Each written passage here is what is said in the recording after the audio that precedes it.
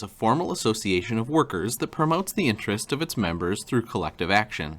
In the United States, unions typically try to increase compensation, improve working conditions, and influence workplace rules.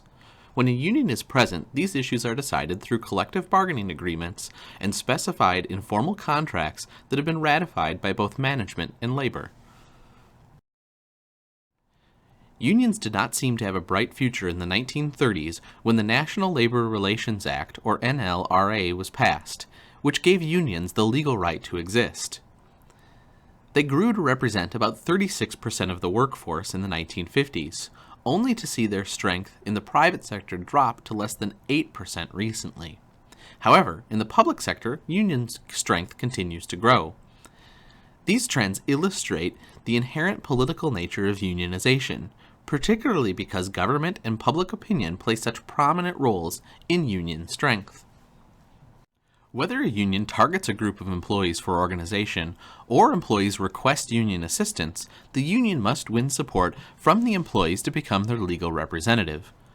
Over the years, employees have joined unions for two general reasons. First, they're dissatisfied with how they're treated by their employers, and second, they believe that unions can improve their work situations. If employees believe they are being treated unfairly by their organizations, they may turn to unions to get assistance for their concerns.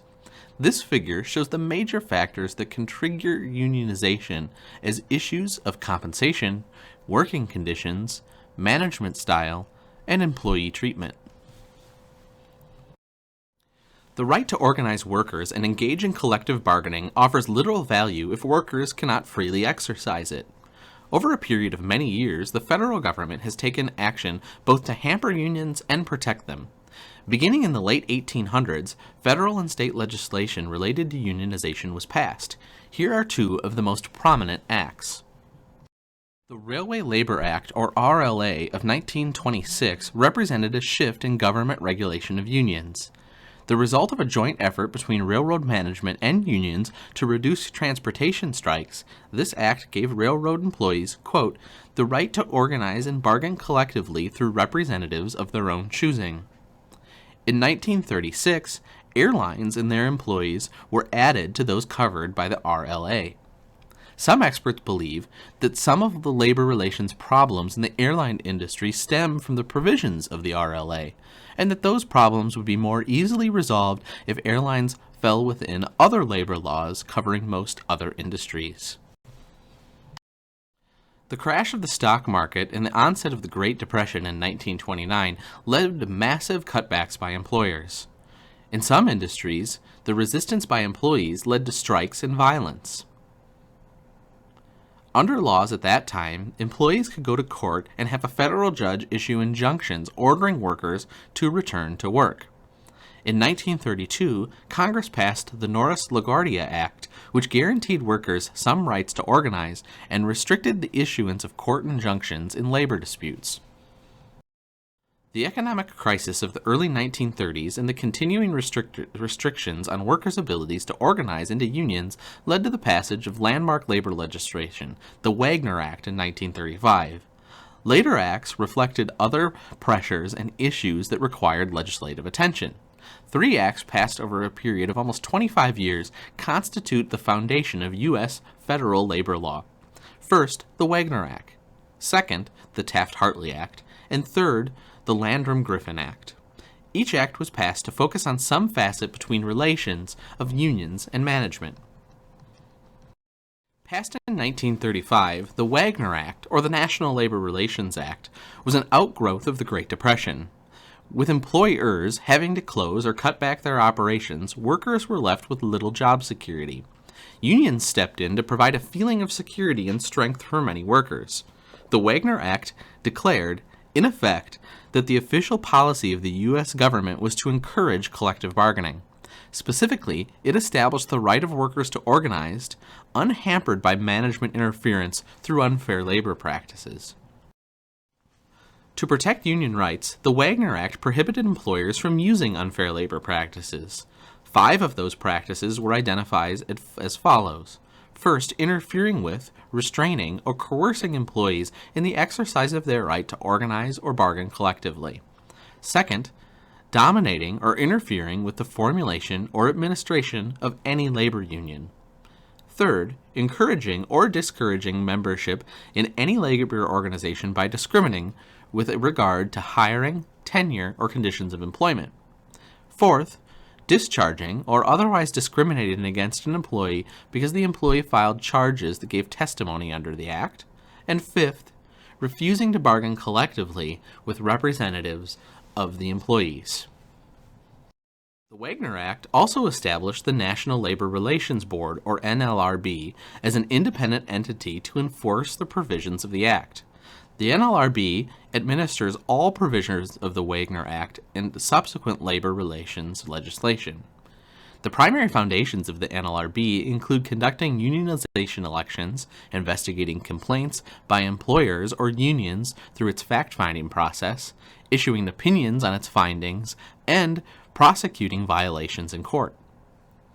The 5 members of the NLRB are appointed by the President of the United States and confirmed by the U.S. Senate. The passage in 1947 of the Labor Management Relations Act, better known as the Taft-Hartley Act, was accomplished as a means to offset the pro-union Wagner Act by limiting union actions. It was considered to be a pro-management act and became the second of major labor laws. The new law amended or qualified some of the major provisions of the Wagner Act and established an entirely new code of conduct for unions. The Taft-Hartley Act forbid unions from engaging in a series of unfair labor practices, much like the provisions or prohibitions on management behavior. Coercion, discrimination against non-members, refusing to bargain, excessive membership fees, and other practices are now not allowed by unions under the Act. One provision of the Taft-Hartley Act, Section 14B, deserves special explanation. This section allows states to pass laws that restrict compulsory union membership. Accordingly, several states have passed right-to-work laws, which prohibit requiring employees to join unions as a condition of obtaining or continuing employment. The laws were so named because they allow a person the right to work without having to join a union. The third of the major labor laws in the United States, the Landrum-Griffin Act, was passed in 1959. Since a union is supposed to be a democratic institution in which union members freely vote, elect officers, and approve labor contracts, the Landrum-Griffin Act was passed in part to ensure that the federal government protects the democratic rights of union members. Under the Landrum-Griffin Act, unions are required to establish bylaws, make financial reports, and provide union members with a Bill of Rights. The law appointed the U.S. Secretary of Labor of the Department of Labor to act as a watchdog of union conduct.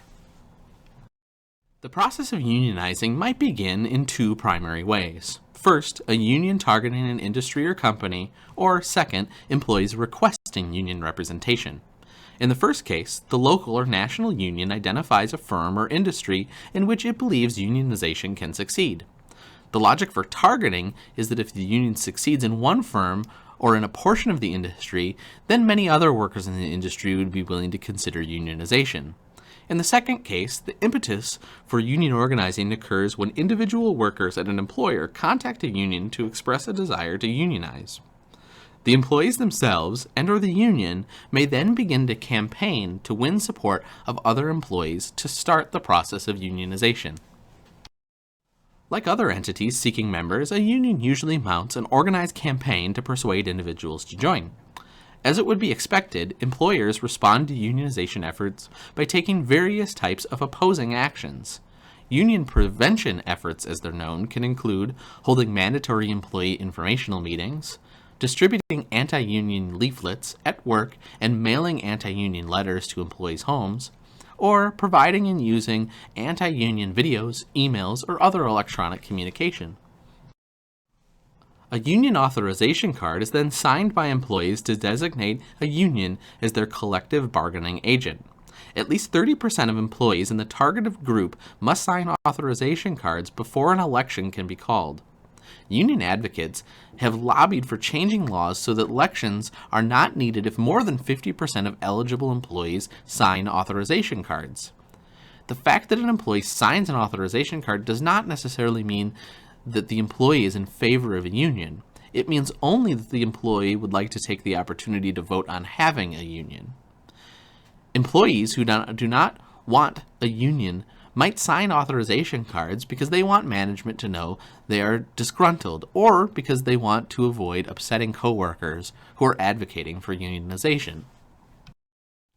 An election to determine a union will represent the employees is supervised by the NLRB for private sector organizations and other legal bodies for public sector organizations.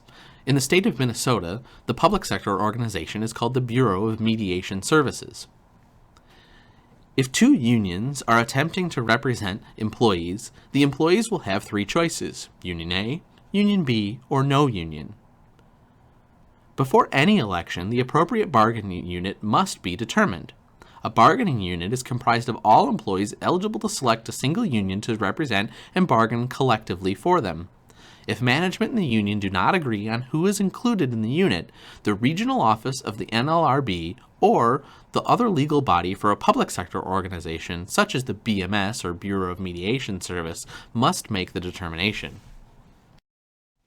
Official certification of a union as a legal representative for designated private sector employees is given by the NLRB, or for public sector employees by an equivalent body. Once certified, the union attempts to negotiate a contract with the employer. The employer must bargain. Refusing to bargain with a certified union constitutes an unfair labor practice. When members no longer wish to be represented by the union, they can use the election process to sever the relationship between themselves and the union.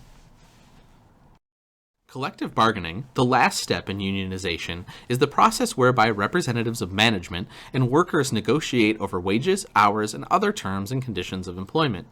The give-and-take process between representatives of the two organizations attempts to establish conditions beneficial to both.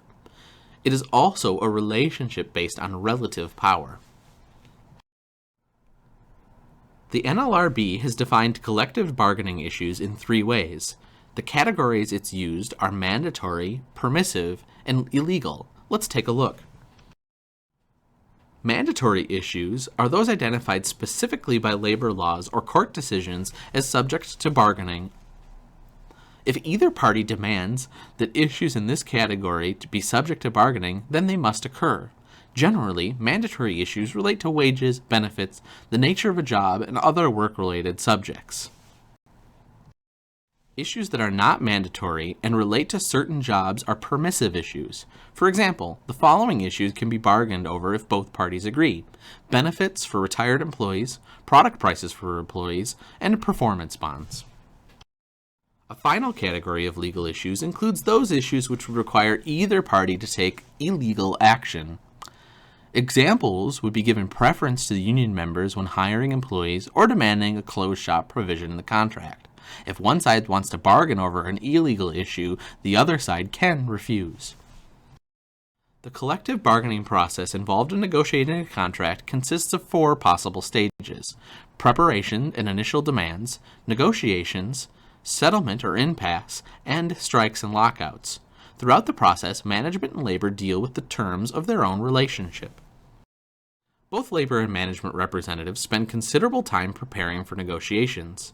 Employer and industry data concerning wages, benefits, working conditions, management and union rights, productivity, and absenteeism are often gathered. If the organization argues that it cannot afford to pay the union what it's asking, the employer's financial situation and accompanying data become relevant to the process.